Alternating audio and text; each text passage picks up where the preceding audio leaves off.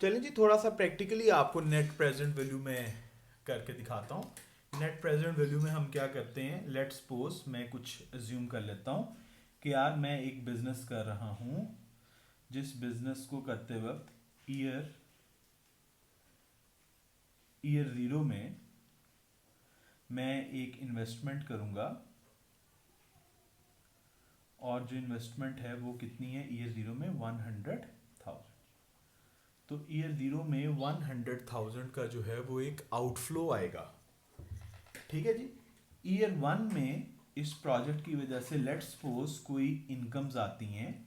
ये इनकम्स आपने हमेशा कैश में लेनी है, कैश में लेनी है, फ्यूचर लेनी है और इंक्रीमेंटल लेनी है। कैश का मतलब क्या है कि यार आपने जो है डेप्रिसिएशन नहीं लेना, कैश में चलना है।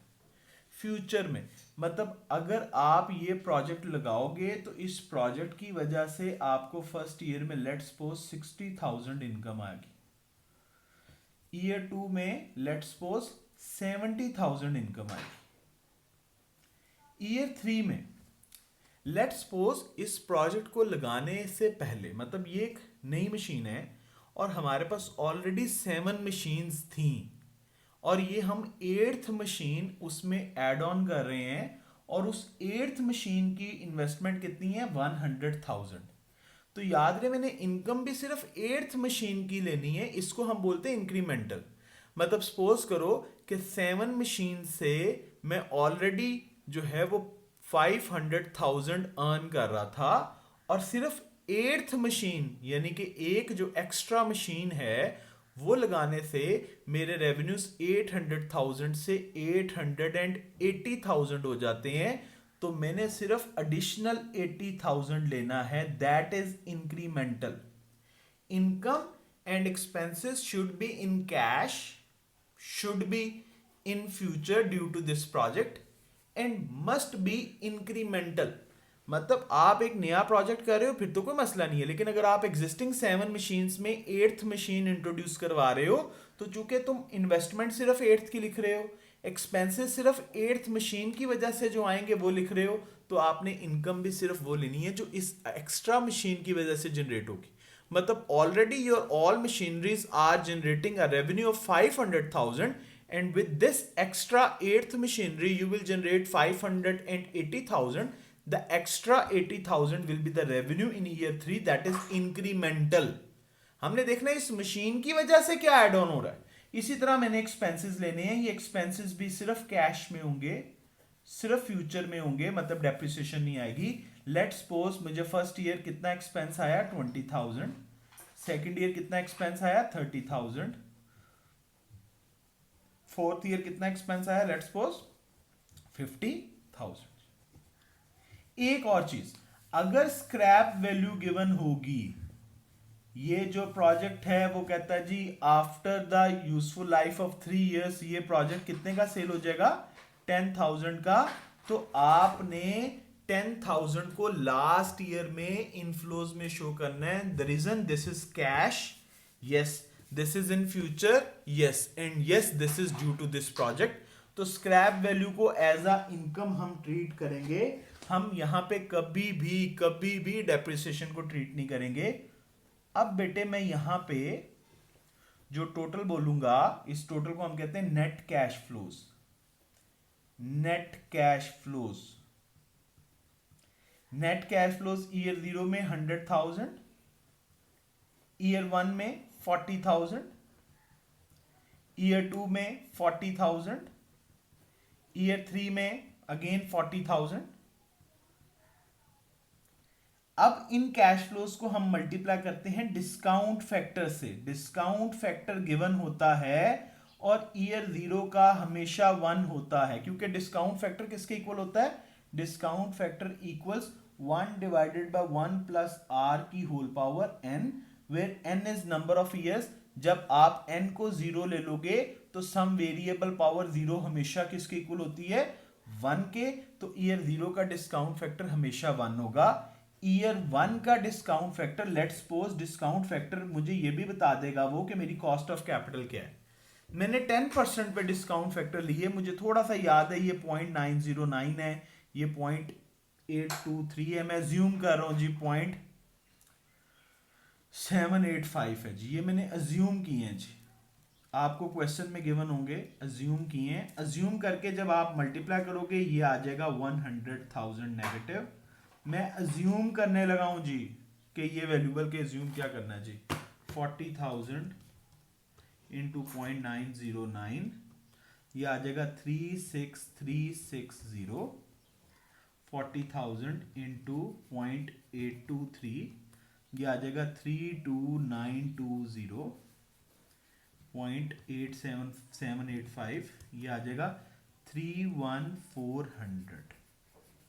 लें जी, ये मेरे पास नेट कैश फ्लोज आए हैं, याद रहे नेट कैश फ्लोज निकाले हैं मैंने, नेट कैश फ्लोज, यहां आप इसको क्या बोल दें, प्रेजेंट वैल्यू जी, सॉरी ये present value, net cash flows ये थे।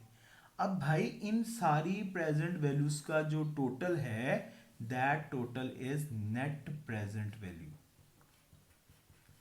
नेट प्रेजेंट वैल्यू, वो मैं टोटल कर देता हूं जी, -100,000, this is minus plus 36,360 plus 32,920 plus 31,400, मेरे पास आंसर आ गया जी 680।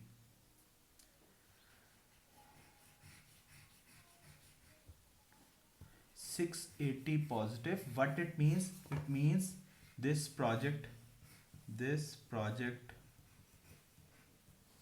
is returning more than 10%। यार देखो ना, हमारा कॉस्ट ऑफ कैपिटल था, हम कह रहे थे यार हमने वो बिजनेस करना है जिसका रिटर्न 10% से ज्यादा हो, क्योंकि हमारा कैपिटल एक कॉस्ट करता है। तो अगर आपका कैपिटल जो है वो कॉस्ट करता है 10%, और 10% पे डिस्काउंट फैक्टर्स मल्टीप्लाई करके आपकी नेट प्रेजेंट वैल्यू पॉजिटिव आ जाती है, it means your business is returning you more than 10%। Now the question is what this project is actually returning, that is internal rate of return, internal rate of return, internal rate of return, this is IRR, IRR ji, internal rate of return। IRR क्या होता है जी, आपको ये तो पता है कि ये प्रोजेक्ट 10% से ज्यादा रिटर्न कर रहा है, मैं ये देखना चाह रहा हूं कि ये प्रोजेक्ट एक्चुअली क्या रिटर्न कर रहा है। इसके लिए हमें भाई एक एवरेज लेनी पड़ती है, हमने एक रेट लिया है, एक रेट है हमारे पास 10%, उस 10% पे हमारे पास नेट प्रेजेंट वैल्यू है वो है 680।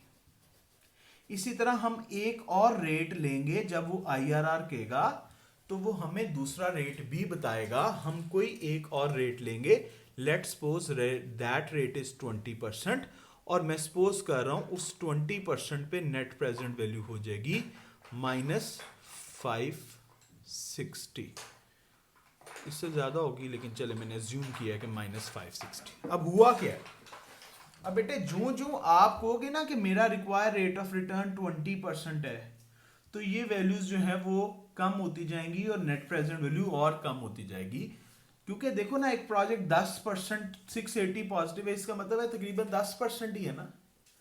तो एक प्रोजेक्ट अगर 10% return, 10% require rate of return पे, और जब तुम चले जाओगे 20% पे, तो डेफिनेटली नेगेटिव हो जाएगा कि यार ये प्रोजेक्ट 20% से थोड़ा रिटर्न कर रहा है। एक प्रोजेक्ट अगर 10% पे पॉजिटिव है तो वो हो सकता है 20% पे, 30% पे, 40% पे नेगेटिव हो जाए, क्योंकि जो जो आप अपना कॉस्ट ऑफ कैपिटल या अपनी रिक्वायरमेंट इंक्रीज करते रहोगे, अब तुमको मुझे एक प्रोजेक्ट से 50% रिटर्न चाहिए, तो ये प्रोजेक्ट जो बेचारा मुश्किल से 10% रिटर्न कर रहा है, 50% पे तो नेगेटिव वैल्यू आ जाएगी। तो जो जो आप अपना रिक्वायर रेट ऑफ रिटर्न बढ़ाते जाओगे, नेट प्रेजेंट वैल्यू नेगेटिव होती चली जाएगी। तो ये जो दो रेट्स हैं, इन दो रेट्स की हम एवरेज निकालते हैं, that is internal rate of return equal है A plus A over A minus B into B minus A। A plus A over A minus B into B minus A, where जो हमारा capital A है वो मैं 10%, क्योंकि मुझे पता है 10% से ज्यादा, अगर ये प्रोजेक्ट 10% से ज्यादा रिटर्न कर रहा है तो मुझे ये तो पता ना मेरा रिटर्न 10% से ज्यादा, तो मैं 10% में क्या ऐड करूं, तो ए में हमेशा ले लेता हूं स्मॉल रेट को और कैपिटल बी में ले लेता हूं बिग रेट को। इसी तरह स्मॉल ए में ले लेता हूं कैपिटल ए की नेट प्रेजेंट वैल्यू को और स्मॉल बी में ले लेता हूं कैपिटल बी की नेट प्रेजेंट वैल्यू को। इसको मैं बी ले लेता हूं जी, this is B, small B. ठीक है जी। अब मैं इनको वैल्यूज में पुट करूंगा तो ये चूंकि माइनस है तो ये minus minus eventually minus into minus 560, ये प्लस 560 हो जाएगा। आप कैलकुलेट करेंगे इस तरह से तो आपको रेट मिल जाएगा। मैं इसको प्रैक्टिकली करके दिखाऊंगा, फिलहाल आप ये रियलाइज करें कि आपने इस फार्मूले को अकल से याद करना है। बी को बिग रेट कह लो, दूसरा आप समझ लो यार हाँ ए पे पॉजिटिव है तो ए से तो ज्यादा है तो ये 10% है, तो किसी एक चीज को समझ लो, A plus A over A minus B into B minus A, तो हमारा इस तरह से इंटरनल रेट ऑफ रिटर्न आ जाता है। मैं प्रैक्टिस करवाऊंगा क्वेश्चन में तो ये ज्यादा अच्छे से समझ लग जाएगा, और कुछ भी नहीं है। Internal rate of return basically वो रेट है जो एक्चुअली बिजनेस रिटर्न कर रहा है। नेट प्रेजेंट वैल्यू बताती है कि this business is returning us more than 10%, तो what a business is actually returning us, this is the business internal rate of return. यहां कुछ लोग या मैं भी सोचता हूं कि internal rate of return basically वो रेट है जिस रेट पे नेट प्रेजेंट वैल्यू जीरो हो जाती है। इंटरनल रेट ऑफ रिटर्न वो रेट है जिस रेट पे नेट प्रेजेंट वैल्यू जीरो हो जाती है। चले जी प्रैक्टिस करते हैं।